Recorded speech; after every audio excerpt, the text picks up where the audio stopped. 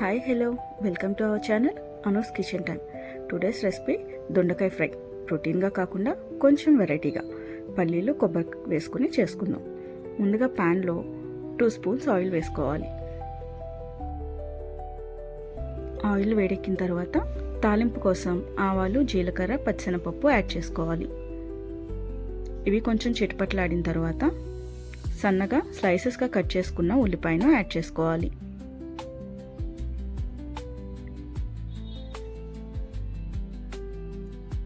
ఉల్లిపాయను కూడా దోరగా వేయించుకోవాలి.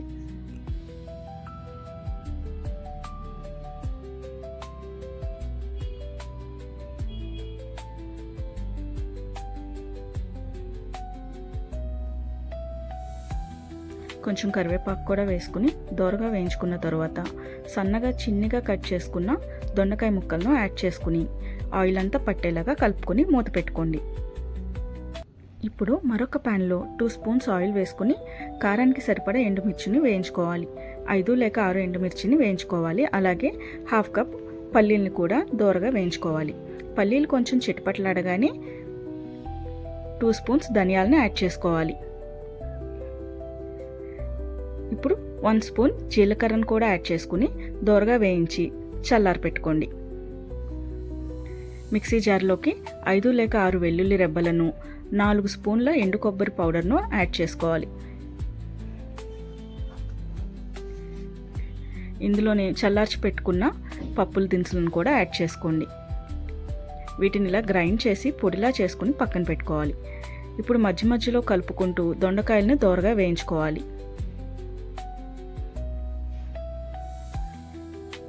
చిటికెడు పసుపు యాడ్ చేసుకుని మళ్ళీ ఒకసారి కలిపెట్టుకుని మూత పెట్టి మగ్గనివ్వండి.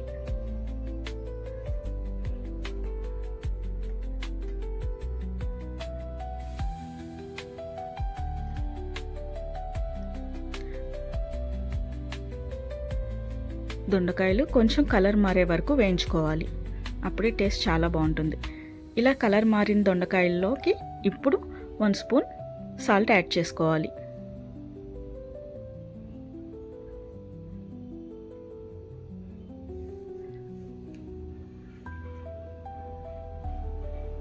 బాగా కలుపుకొని 5 నిమిషాలు మగ్గపెట్టుకున్న తర్వాత ముందుగా గ్రైండ్ చేసి పెట్టుకున్న పౌడర్ని ఇందులోకి యాడ్ చేసుకోవాలి.